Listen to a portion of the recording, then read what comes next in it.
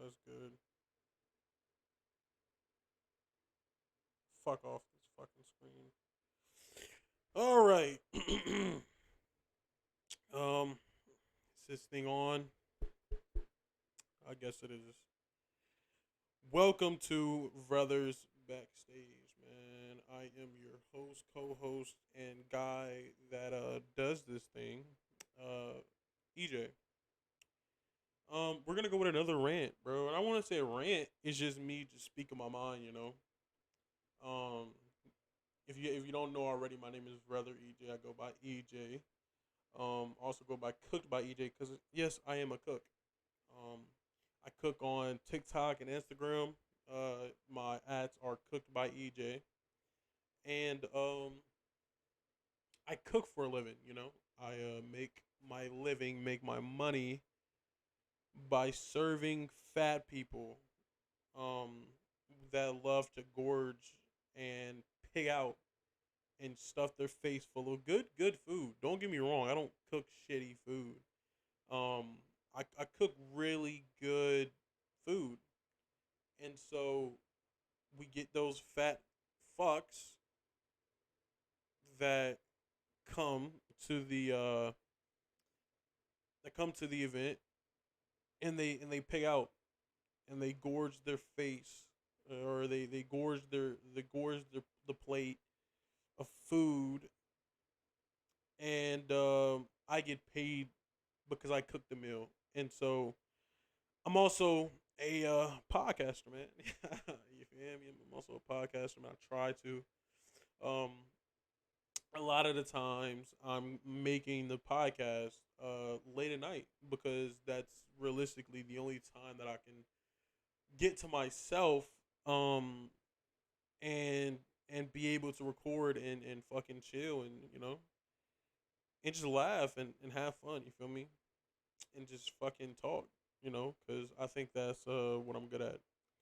So, with that being said, man, let's fucking talk about let's talk about fucking life, man. Life's been good. You know, my last episode, I don't even know the number. I think it was 19 or 18. That one was about my date.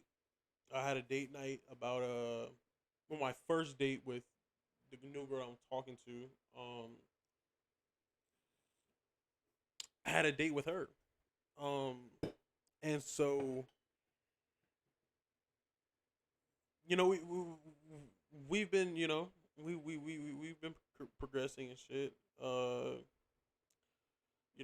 Had another date. This time she stayed the night. I mean, all I'm gonna say is fucking morning sex hits so different, bro. Like morning sex is so different because I feel like it it's a different mindset of regular sex, like of just regular sex, and I feel like some of the cues she was giving me was more direct. You know what I mean? It was like she was backing up into me. That was one of the things, and she ended up. I ain't gonna say that. I ain't gonna say too much. But basically, it just seems more direct. I feel like when you fuck during the day or during the night or like around later on in the day, you're more playing this game of like you're like kind of leading the dance. But I think because you're tired and you're like like we woke up out of the sleep. You feel me? Getting the cracking. You feel me?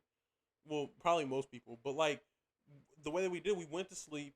I probably woke up like 5 hours later. It was at like 6:30, 7 o'clock, and I was on 10. I was fucking.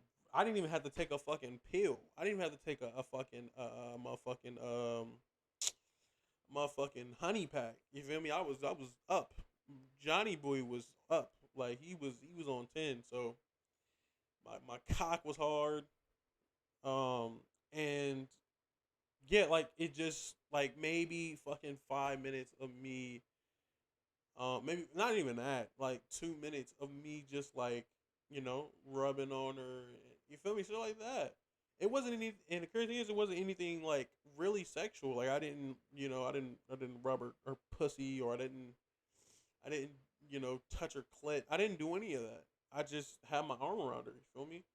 And so yeah, it's just like more direct, and I feel like it hits different because you're kind of in the state. I don't know if you ever got up to pee at night, and you're still kind of in that groggy phase where you're just like, fuck, like you're just kind of groggy, you're still kind of tired, and I fucked in that state, and it was a good state to be in. You know what I mean? So, um, yeah, man, it was really good, bro. It was really good, man. Morning sex is just one of those things. You gotta partake in it. I think it might be better than the Mahan Club.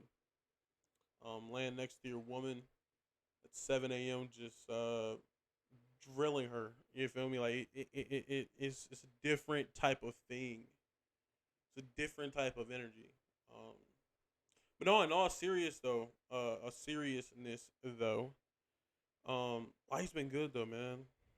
You know, it's increasingly getting better and better by the day. I don't want to, jump off a bridge. I mean, I kind of never wanted to, but it's been thoughts going through my head of it sometimes where I just be like, "Fuck, I want to jump off a bridge right now."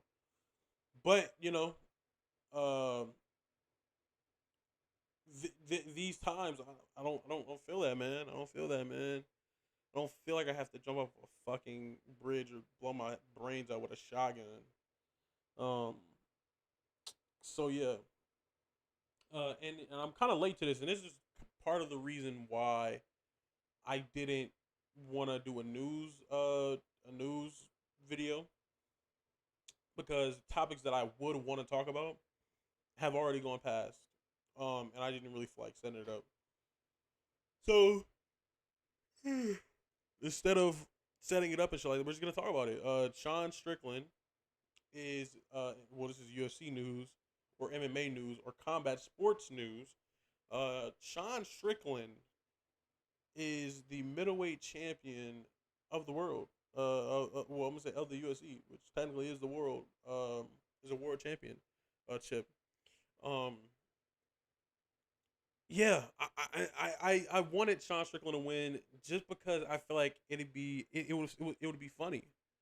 And he goes in there, gets a knockdown round one, and it went up for there. Izzy couldn't get him. Izzy couldn't get going after that. His bell got rung. Um, and I'm happy that he didn't get finished. Izzy didn't get finished because I feel like it would have been like, oh, it was a fluke knockout, blah blah blah blah blah. I think it was better that he went and got a dominant fight. After the first round, every single round after that was dominant. The judges gave Sean Strickland 4 rounds to one, and there's an argument that you could have gave it to all 5 rounds to Sean. Um, and it was a beautiful moment because you see this person that just got counted out because Izzy is probably the middleweight goat. I mean, if you really want to compare, I feel like if you want to compare kind of resumes,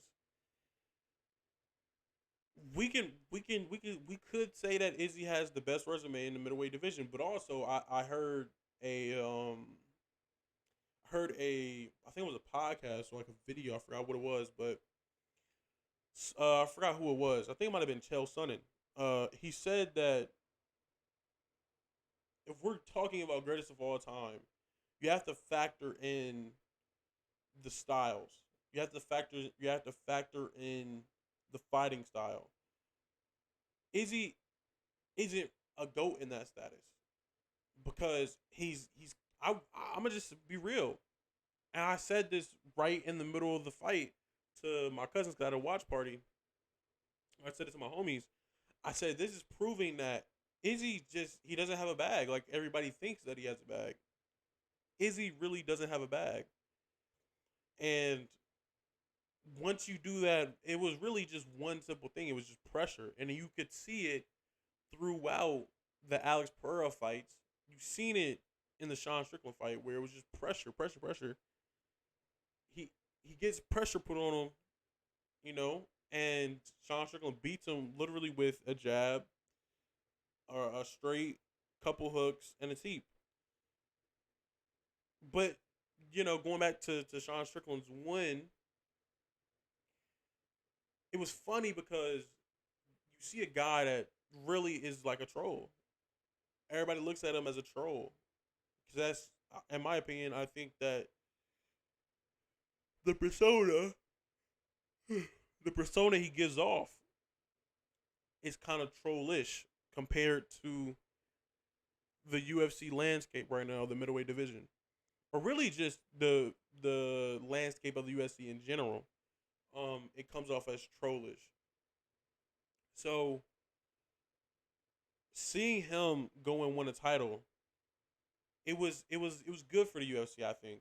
And one of the things that was, I feel like it was good for the middleweight division in general, was it getting it getting letting a contender dethrone Izzy, because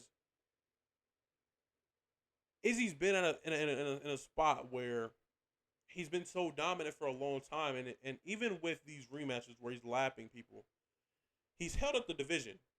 And what I mean by that is he's really been messing up matchups, messing up fights, and he's a pretty active champion. But when you have like let's say Sean Strickland as a title challenger or a title holder, you got way more options to make as a matchmaker. You get way more fights because Izzy already cleared out so many people. He already cleared out a lot of the middleweight division. So now what this means is Robert Whitaker can get a shot at the title now. Derek Brunson, if he comes back, he can work his way back to the title now. Kevin Holland potentially could go back to middleweight division and try to work his way up to the title. Duplessis is in the running. Khamzat Chimaev is in the running. Paulo Costa can get a shot at the title again. Um, these guys get to I guess kind of get faith back. And so with the Alex fights, Izzy fights Alex, gets knocked out. Alex gets knocked out by Izzy. Now he loses to Sean Strickland. Even that fight, those two fights with Alex took up a significant amount of time in the middleweight division. A lot of that time, um, the division was still rolling on, but there was things like Alex. He didn't really have that much experience to, or he didn't have that. Didn't really have the experience to even really fight with Izzy in MMA. He didn't get those fights of fighting the Robert Whitakers. He fought Sean Strickland and just jumped up to Izzy. All because, I mean, granted, Alex is great. Alex is a good fighter. But in my opinion, if I'm gonna just go over this, I think that Izzy, I'm gonna just say this just to conclude it. I think that Izzy really needs to go back and reevaluate things, bro. Izzy doesn't have a bag. I'm sorry. His striking is good. Obviously, we know that. But when things get rough, what can you go to win a fight? And he doesn't have that. He's not there tactically. And Henry Cejudo is one of the masters at that, having a top tier tactical game. And what I mean by that is going out there to win a fight.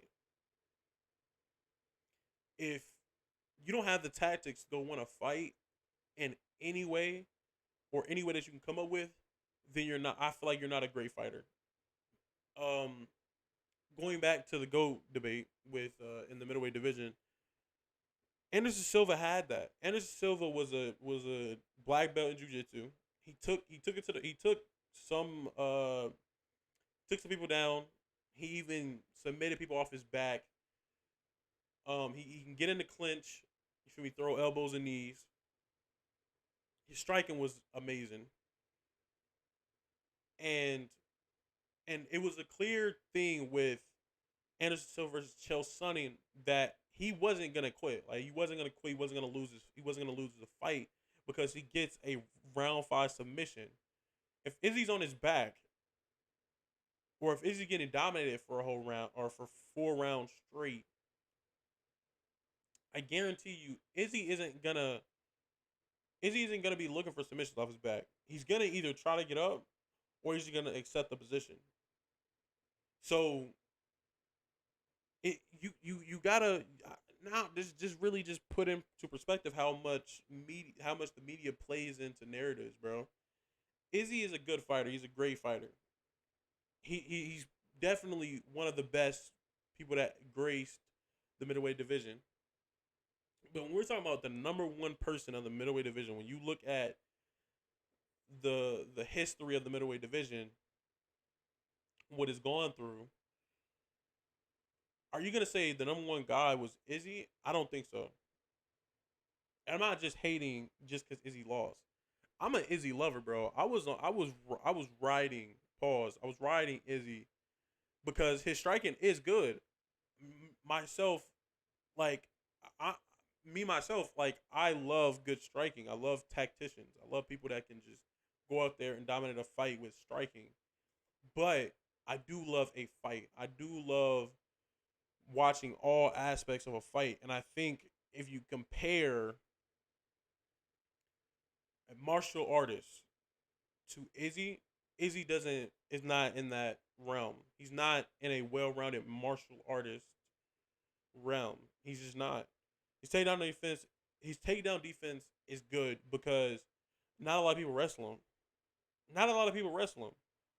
Even Robert Whitaker that has good wrestling didn't even want to take him down because they struck. Like, you feel me? They just stood up. The middleweight division, granted, doesn't really have that much wrestlers other than Derek Brunson, and now Drake is Duplessis. But that's when you go and you make fights close. You make fights like if you're down, you make fights close because you go in and you can wrestle, you can clinch, you can change the pace of a fight. Izzy doesn't have that. He's not tactical. He's not tactical, and I think that that's where he's fucking up his legacy. I'm not gonna lie. If Izzy and I remember, I was really thinking this. So I'm like, sometimes narcissists or sociopaths, um, their confidence is so high. The confidence is so high that it blinds them and it makes them think that they're smarter than they think. And Izzy, I'm not gonna lie, he seems like a narcissist. Um, and if he thinks that he can go into another fight with Sean Strickland thinking he can just strike with him, then it's gonna be a Sean Strickland win again. It just is because he's gonna do the same thing. You're not gonna just sit like Sean Strickland's not gonna go in there and try to have a slugfest because that's just not how he is. And even still, I think if he does try to go into a slugfest, Izzy's getting knocked out, even though, or he's getting TKO'd. Let me say, he's getting TKO'd, even though he knocked out Izzy knocked out Alex. I still think Sean Strickland, if he tries to go into a firefight with him, you're done. Like you're not gonna win. Like you're not going to put pressure on. Like you're not gonna put forward pressure on Sean Strickland. So what are you gonna do? I think these are the things. And here's the crazy thing: is that Sean Strickland's um stance allows him to be taken down much easier than the regular middleweight or regular fighter because he stands up so tall. you can get under his hips a lot easier. So,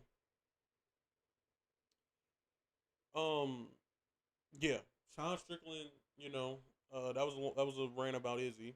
I think it's a well needed rant because a lot of people love to one shit on Izzy and two they love to um kind of make him a poster boy when I think that in reality Izzy he was that guy when he was coming up and a couple of fights into his title reign, but I think probably after what I want to say that second Robert Whitaker fight, he just wasn't the same. Bro, you got too much money. I think that's really what it is.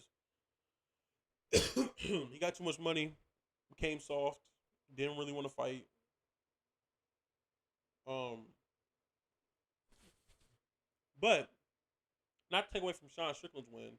Sean Strickland, he went out there and fought Izzy, bro. He went out there and dominated Izzy. Sean Strickland definitely needs to be applauded. He needs to be awarded. Um, so yeah, beautiful, beautiful moment in UFC history. Sean O'Malley goes and knocks out Aljamain Sterling, even though he's an underdog. Nobody really wanted him to win, or they didn't really count him to win. And then Sean Strickland, what's that? What was that? In April, I think. No, that was actually in August. Actually, I'm tweaking. Sean O'Malley gets it done, shocks the world. Then Sean Strickland goes and shocks the world even more, being I think the second highest underdog behind Holly Holmes and Ronda Rousey. Becomes that, and then shocks the world by beating Izzy in dominant fashion. So that's a beautiful moment in UFC history, and now, Alex Pereira versus Yuri Prochazka. If you don't know, Yuri Prochazka, not Yuri Prochazka, Alex Pereira, he actually moved up to light heavyweight. Following his loss to Izzy, he moved up to light heavyweight, and now he is taking on, or he moved up and fought Jan Blachowicz, beat Jan Blachowicz, and now he is fighting for the vacant light heavyweight title against Yuri Prochazka. I'm not gonna lie, I'm leaning towards Alex, just because he's the more active fighter, and he also is, or Yuri is coming off of that injury. Supposedly, it was the worst uh, shoulder injury in the UFC history. I could care less. It was still an injury. It was a shoulder injury. It was a bad injury. But Alex has that thing about him. He has that. I feel like he was just made to be a champion. You see that about people. Like you see that with John Jones. Um, you can't like you see that with Volk. You see that with Volkanovski, Alexander Volkanovski. You see that kind of with Khabib. You see that with kind of with Islam, where they're just meant to be champions. And Alex has that thing, bro, where I feel like he's supposed to be the light heavyweight champion, and it was really with the middleweight division or the middleweight division too. It's like regardless of the division, he's supposed to be the champion. Like you feel that, and so I'm leaning towards Alex, and Alex has that nice style, and he probably, I'm not gonna lie, Alex is probably 240 when he steps into that ring, 230 when he steps into the octagon. Now that he's at 205, bro, when he was at 185, he was stepping in the ring at 215, 220.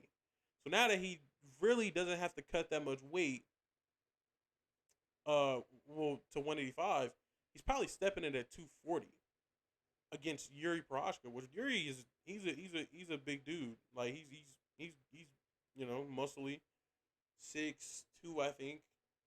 And I wonder how that fight is gonna play out. I mean, I hope it's a fight. Like I hope it's a mixed martial artist fight. I hope that Alex or Yuri goes for takedowns, tries to make it. Well, and see, Yuri Prochka, he actually he has a good clinch game. So I wouldn't be surprised if Yuri kind of weighs on him in the clinch. So yeah, that fight got announced today. Um, Kobe versus Leon got booked for December 19th, the last. I don't know if it was the 19th or the 16th, but it got booked for Las Vegas. Everybody was speculating that it was gonna be in the UK, which I didn't think that was gonna be the case. I didn't think they were gonna wait until I think the UK card is in like I want to say like March. I think March or February. They were trying to say that, and I'm like, nah, the UFC's not waiting, especially because Kobe has been out for a year and some change. So yeah, that was that. Pantoja versus Brandon Royval, which that's an amazing fight. That's one of them sleeper fights, bro. Because Pantoja just beat Brandon Moreno, and that fight, like that that Brandon Royval fight and Pantoja fight is a really good fight, bro. So yeah, man, the USC, bro, they're putting on some events. Damn, voice crack is crazy. They putting on some events. Um, it's a good time to be a USC fan, man. It's a really good time. We getting some amazing fights. Um, but on to the next topic. Kind of just rambling at this point. Kind of tired. It's about the time to go to sleep. Even though it's 12, almost 12 o'clock. Gotta call my girl. Um, trying to think, bro. What could I say?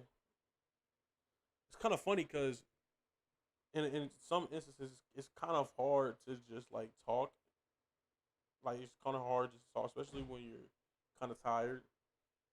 Um, in some instances you're just flowing, like you're just flowing and just talking. Um, oh yeah, let me talk about this. So on Instagram, I don't know what it is. Like I just keep getting these freaking relationship fucking reels, bro. It's weird. It's really weird. Maybe they sense like our phones, like say, cause we've been around each other a lot. Maybe they sense our phones. They sense our phones together, and they're just like, oh yeah, they're probably a couple. Let's just throw some reels out there. And I remember even when I was like just out here in these streets, I would get these. I would get these like kind of like insecure bomb reels. Like they would be like, oh, your girl is out here cheating on you. Stay toxic. Like those ones. I'm like, what the fuck? Like, or like they'll throw one. Remember I had one, but that literally just made me question this girl, bro. And it was like, yo, like these be some crazy ass like tug on your insecurities type ass reels, and I'm like, why the fuck are these going to my phone? Like, why is it getting to my phone? Um, but yeah, and it's like recently, like I said, I've like been with her, bro. These these relationship reels just keep like just keep coming up. Even these couple stretching videos, bro. Like those those keep popping up. And granted, I mean I stretch a lot. I love stretching, bro. But why them? Like why those videos? Like normally, so I've curated my Instagram reel experience quite like I try to curate it as like as much as possible. Like I try to keep it UFC. I try to keep it food. I try to keep it funny. Because before I had this problem where, and I'm talking about like fucking 2, 3 years ago, had this problem where I'd fucking find a fine ass female off of my reels, and then I'd get horny and go jack off. And it's not like, it's not like, oh, like just that see that one girl. No, it's like damn near every girl. Like I'd get fucking horny, I'd get rock hard, and I have to go beat my cock. Like I'd have to. So, and it got to a point where one time, this is the last time that I've like done that, and I was just like, fuck, I gotta stop this shit, bro. It was one time I seen a blind girl, bro. No lie, bro. She was so fine, and she still is fine, bro. She's a very fine female, but she was blind, and so I'm like, damn, like fuck, she's so fine. So I went on a deep dive of her whole profile, bro. Like I did a deep dive and I fucking jacked off to it, bro. And that was probably the listen.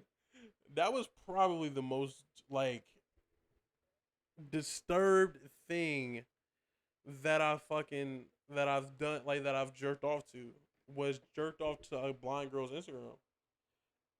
Like it was like fuck. My post nut clarity hit me, and I was like, did I really just fucking jerk off to this blind girl's Instagram? Like, fuck, like I'm tweaking. Like, I'm tweaking. So, yeah, bro. After that, I fucking curated the fuck. I just not interested, not interested, not interested. A whole lot of shit, and just had it toned in or dialed in to just UFC, food, and funny. That's it. Or I should say fighting, food, and funny. The three F's. But yeah, man, like these relationship reels, bro, they just been hitting so different, bro. Um, a lot of them are relatable. And she sends me some. I think that might be kind of part of what it is. She sends me relationship reels and shit like that. But yeah, I think you've probably heard me ramble enough. I sound like I'm tired. I'm getting kind of want to fall asleep right now.